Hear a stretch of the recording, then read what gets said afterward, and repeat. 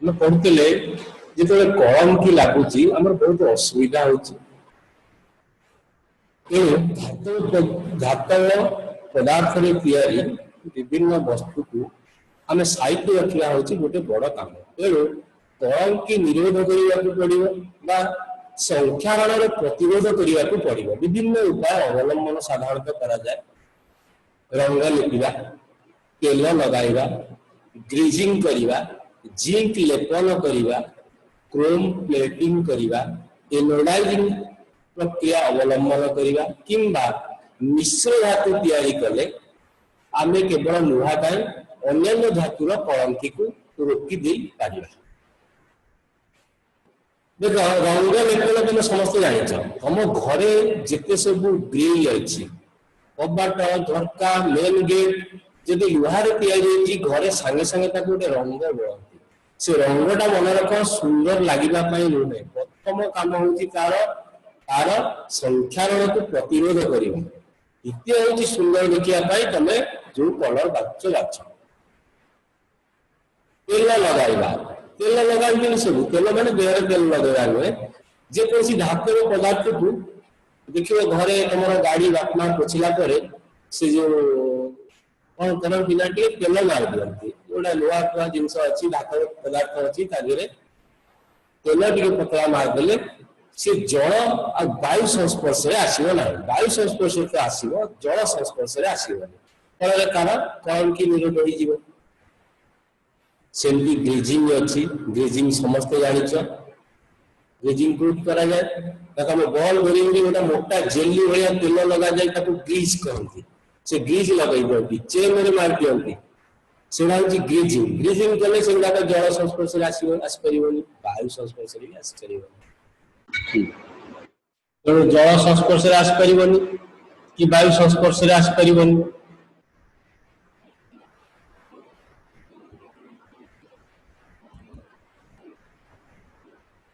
ଗ୍ରିଜିଂ ପରେ ହଉଛି ଜିଙ୍କ ଲେପନ। ଜିଙ୍କ ଲେପନ ଗୋଟେ ପିଲା ପ୍ରତିକ୍ରିୟା, ସେଟା ଇଂଲିଶରେ କହନ୍ତି ଗାଲଭାନାଇଜିଂ। ସେ କଣ କରାଯାଏ ନା ଲୁହା ଉପରେ ଜିଙ୍କ ବା ଦସ୍ତାର ଏକ ପତଳା ଆଚ୍ଛାଦନ ଦ୍ୱାରା ତାକୁ ପ୍ରତିରୋଧ କରାଯାଏ। ତାକୁ ରାସାୟନିକ ପ୍ରତିକ୍ରିୟା ପ୍ରକୃତିରେ କରାଯାଏ। ଇଲେକ୍ଟ୍ରୋପ୍ଲେଟିଂ, ତମେ ଯୋଉ ବୈଦ୍ୟୁତିକ ବିଶ୍ଳେଷଣ ପଢିଛ, ଯେମିତି ତମର ବୈଦ୍ୟୁତିକ ବିଜାରଣ ମାନେ ଗୋଟେ ଧାତୁର ଲବଣଟେ ନିଆହବ। ମନେକର ଜିଙ୍କର ଲେପନ ଦଉଛ, ଜିଙ୍କ ଲବଣରେ ଗୋଟେ ଜିଙ୍କ ପ୍ଲେଟଟେ ଭର୍ତ୍ତି କରିବ, ତା ଦେହରେ ଲୁହା ଚାମଚଟେ ମନେକର ରଖିଲ। ଲୁହା ଚାମଚଟେ ରଖିଲେ କଣ ହବ, ତା ଭିତରେ ଯଦି ଜିଙ୍କ ଲବଣ ଜିଙ୍କ କ୍ଲୋରାଇଡ ଦେବ, ତାହେଲେ ଲୁହା ଚାମଚ ଉପରେ ଜିଙ୍କଟା ଡିପୋଜିଟ ହେଇଯିବ। ଯୋଉ ପ୍ରକ୍ରିୟା କାଲି ମୁଁ ବୁଝେଇଥିଲି, ତମେ ବ୍ଲାକବୋର୍ଡ ଅଛି ଦେଖିପାରିବ। ଦେଖ এইটা মনেকর তুমি জিঙ্ক পাকিয়াটা নেইছ, এটা তুমি লুহা খন্ডে নেইছ, আর ধীরে জিঙ্ক ক্লোরাইড নেইছ।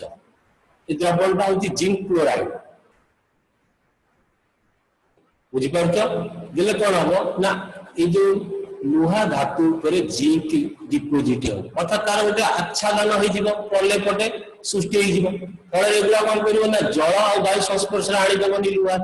তাহলে জিঙ্কটা নষ্ট হব না। না, প্রকৃতরে জিঙ্কটা হচ্ছে নিষ্ক্রিয় লুহা অপেক্ষা বহুত কম, অধিক নিষ্ক্রিয়, মানে প্রতিক্রিয়াশীল তার বহুত কম। জল সংস্পর্শে প্রতিক্রিয়া সে সহজে করে না। তেমন জিঙ্কর নিজের কলঙ্কি হব না, সংখ্যারণ হব না, ফলে লুহাটা রক্ষা পাইଯିବ কলঙ্কি নিরোধ। সেমতি ଆଉ ଗୋଟେ ପ୍ରଣାଳୀ ଅଛି एनोडाइजिंग। एनोडाइजिंग कहले तमे एनो सेही एका प्रोसेस मैं तुमको ब्लैक बोर्ड रे करके देखै दूची एनोड केमती करा जाए।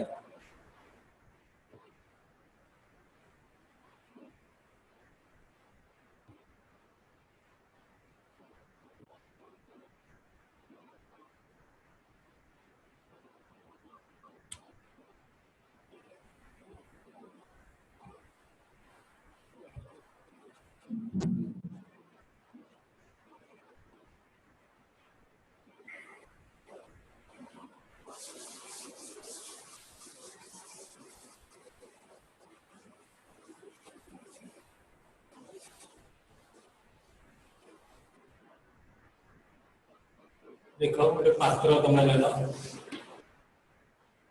पात्र भितर तुम कौन कर लुहार एम्ब्रॉयडरी कर लुहा चामच मन कर निकेल प्लेटिंग गोटे निकेल पात्र ताकू कौन कर तुम बैटरी सहित संयुक्त कर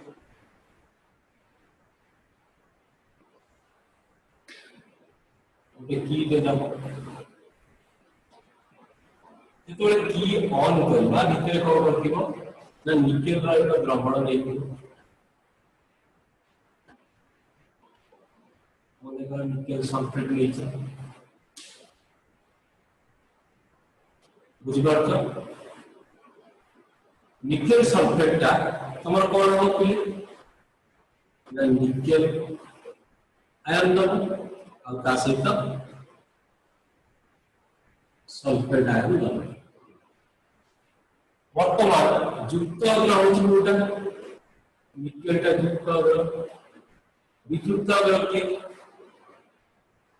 लोहा चामच लोहा चामच हो तुम विद्युत अग्र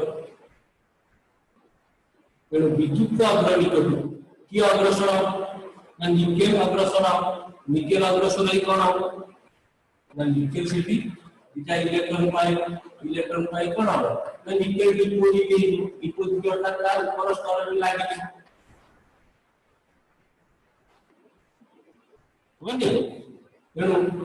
किछि समय एटा कंटिन्यू करे आ ऊपर उठे निकेल रो स्तरटा लागि लुहा चामचटा तुम चकचक देखा दिबो निकेलटा सहज रे संख्यारण निकेल रो सहज रे संख्यारण होय ना ए प्रयास तुम आलोडाइजिंग करछो बुझी पारला समस्ते जीवा वर्तमान नेक्स्ट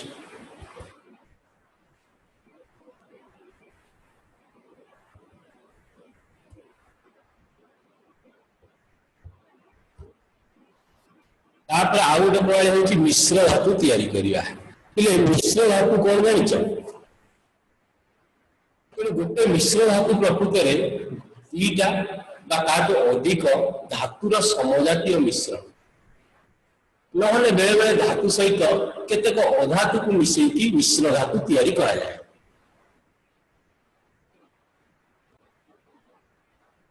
मिश्र धातु केमती तैयारी करा जाय ना प्रथम ए जो दिगा धातु लिया जाय गोटे निर्दिष्ट अनुपात रे लिया जाय गोटे अधिक परिमाण थाए आ गोटे कम परिमाण थाए जोटा अधिक परिमाण थाए ताको हम कहउचे प्रारंभिक धातु ताले प्रारंभिक धातु प्रथम करा जाय तापरे निर्दिष्ट अनुपात रे अन्य धातु बा अधातु जोटा को नेकी तरे मिश्र धातु तैयारी करिवा को दिबो मिसई की ताको कोन करा जाय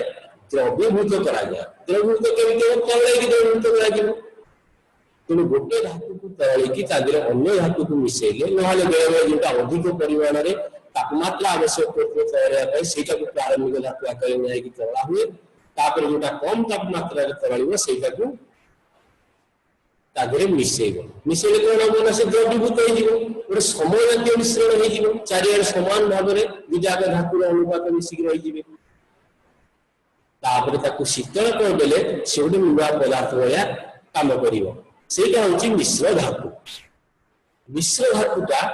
प्रकृत रे पुराना धातु से जो धातु रो तैयारी होईची जो उपादान रो तैयारी होईची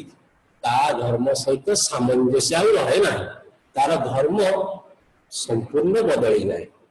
कौन सब तार धर्म बदली जाए ना तार परिवाहिता बदली जाए ताप और विद्युत परिवाहिता कमी जाए तार कठिनता बदली जाए तार क्षय गुण कमी जाए किंबा तार जोटा अपीयरेंस कोच चकचक जो देखा जाए तार उज्ज्वलता भी अनेक समय बदली जाए अधिक हो जिवो तेणु धातुर धर्म धर्म उन्नति आने साधारणतः मिश्र धातु प्रस्तुत करा जाए देखिए केते मिश्र धातु लुहा को मिश्र धातु रूपे बहुल भाव में व्यवहार करा जाए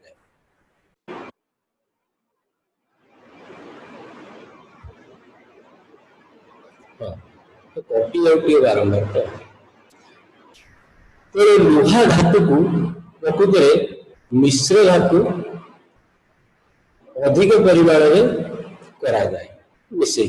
कहीं लुहाटा गोटे धातु आम बहुल परिमाण व्यवहार करा लुहा को व्यवहार करले आम सहज व्यवहार कर विशुद्ध लुहा को कहीं विशुद्ध लुहा अत्यंत नरम आ उतरते गले से अधिक परिमाण प्रसारित हम कारण तुम घर छात पकईच से छातर लोड बेसी नई गरम हेल्ले छात नई तुम तुम कंक्रीट भांगी ना सी कम कम लगिपर तेणु लुहा को प्रथम शक्त कराए मिश्र धातु कन्वर्ट कर व्यवहार कर लुहा को शक्त कठिन करने मात्र अल्प परिमाण कार्बन मिसई दि जाए 0.05% बुझीपार तो लुहार तुम जो 0.05% कार्बन मिसई दब से शक्त और कठिन सेटा को तुम कह स्टील कौन स्टील टाटा स्टील भाईजाक स्टील सब घर तैयारी करूँ घर ग्रिल हो कि छात पकड़ा रड हो सब स्टील स्टील टा प्रकृत विशुद्ध लुहा नुहे बुझीपार तो सेगुड़ा कौन ना से गोटे मिश्र धातु लुहा आउ कार्बन जो लुहा अच्छी प्राय अधिक परिमाण किंतु कम परिमाण किए अच्छी कार्बन मात्र 0.05% मिसेदे से बहुत शक्त हो जाउछि आ सहित जदि तुम निकेल आ क्रोमियम मिसेई देबो लुहा सहित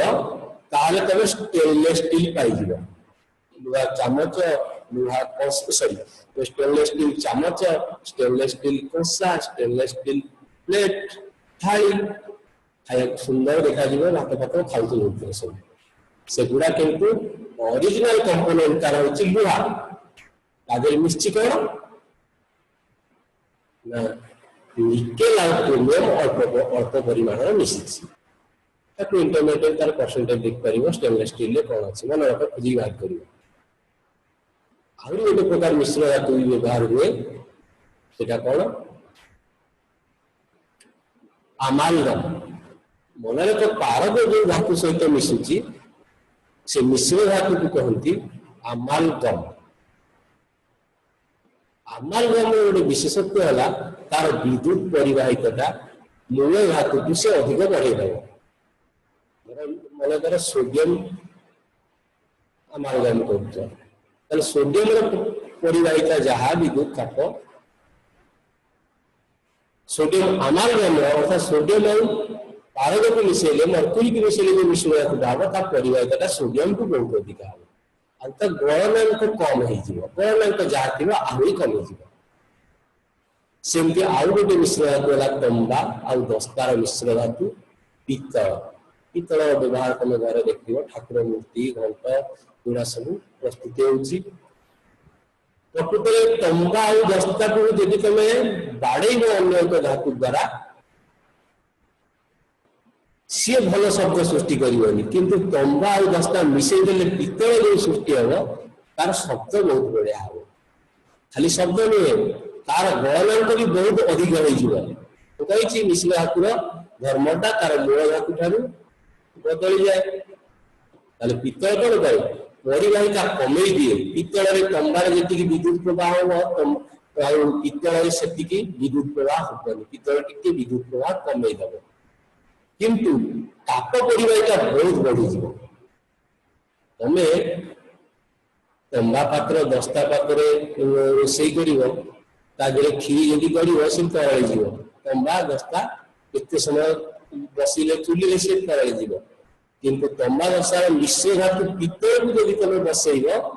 खीरी बसैब खीरीटा अधिक समय बसैले से किसी हेनी तार खेल हेनी सेगुड़ा साधारण पूर्व से रोषे करते तार स्वाद भी भल रहे कारण रोषे कला बेले मन कर तुम आलुमिनियम कर आलुमिनियम टी रापी रुपी हो तरकारी मिल जाऊँ तार स्वाद से आसुनी समान परिमाण ताप तुम भात हो कि तरकारी हो सब अंश सामान परिमाण ताप पाएनि किंतु पित्तल सामान परिमाण ताप पाए परिवाहिता बहुत बढ़ी जाए से तरकारी पित्तल ठंडा कुंड रोषे स्वाद बहुत बढ़ी जाए भल होता है सेमती आउ गोटे हूँ ब्रोंज तंबा टीण आर मिश्रण हूँ कौन ब्रोंज ब्रोंज टा बहुत कठिन क्षय भी हबनी एते सहजरे पित्तल भी आहुरी कठिन आउ कम क्षय हुए संख्या सहजरे तार हुए ना एमाने साधारणतः विद्युत उपरी ही किया जाए एमाने कम परिमाणर विद्युत परिवहन करते किंतु सी जो तैयारी तंबा से तंबा होची विद्युत गोटे भल सुपरिवाही साधारणतः आम विद्युत रे तार विद्युत परिवाही रे आम तंबा को व्यवहार करछे कारण से गोटे उत्तम परिवाही गुड कंडक्टर ऑफ इलेक्ट्रिसिटी सेमती तमे यदि सीसा आ टीर को मिसेइबो सीसा आ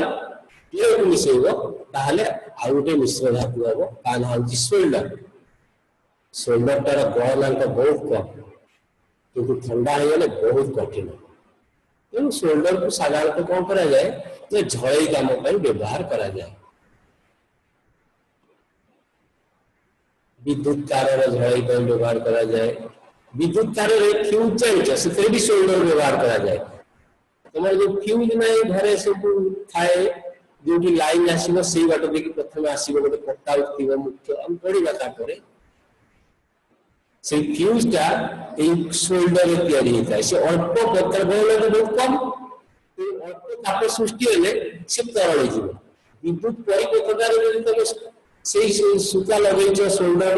परिवाहित व्यवहार कर गोटे जगह तुम घरे घर अधिक परिमाण विद्युत विद्युत प्रवाह अधिक परिमाण हो गला विद्युत प्रवाह अधिक गले तुम सर्ट हो तुम आयरन रोच आयरन भितर सर्ट हो पॉजिटिव नेगेटिव एकाठी हो 220 नगर बदल में 440 वोल्ट प्रवाह अधिक परिमाण विद्युत शक्ति प्रवाह ताप शक्ति कन्वर्ट हो जाए कि अधिक ताप हेल्ले से तुम विद्युत परिपथटा जो बाट देके आसी सोल्डर बाट देके आसी सोल्डर मैंने जो मिश्र धातु गोटे तार तैयारी से बाट दे गला तार तापमात्रा बढ़ी गले से तरल जीव विद्युत परिपथटा विच्छिन्न हो घर को विद्युत प्रवाह हम तुमको विद्युत धक्का लगे तुम जीवन बंचीज कि तुम जदि टीवी ग्राइंडर दामिकिया इलेक्ट्रिक सरंजाम थी सी कौन हो नष्ट हबार रक्षा पाई बुझिपार कलंकी निरोध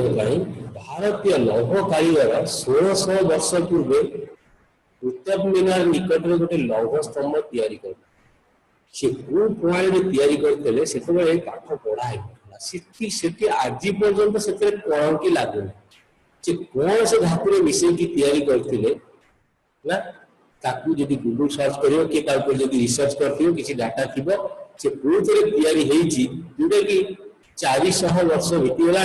कलंकी लगुनि स्तंभर उच्चता 8 मीटर ओजन हूँ के 6000 केजी